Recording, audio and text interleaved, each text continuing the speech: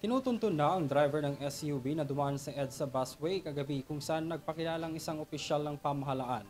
Pero ang mismong ginamit na pangalan ng SUV driver itinanggi na dumaan siya sa EDSA busway. Narito ang aking report.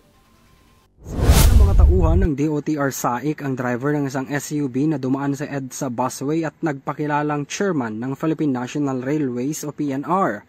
Ayon sa report ng SAIC, pinara ng kanilang mga tauhan ng isang kulay puting Ford Ranger kagabi sa EDSA Ortigas northbound. Sa halip raw na ibigay nito ang kanyang ORCR, nangatwiran pa ang nagmamaneho ng sasakyan at nagpakilala pang taga-desisyon.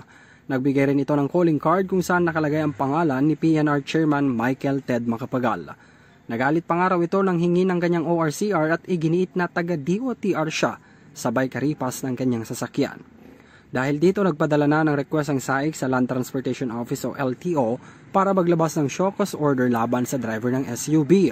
Sa isang pahayag, mariing itinanggi ni Macapagal na siya ang naturang driver na dumaan sa EDSA busway. Nakatakdaan niya siyang magpakita sa DOTR para malinis ang kanyang pangalan. Para sa EuroTV News, ako si Henry V. Nicolas sumasaludo sa bawat Pilipino.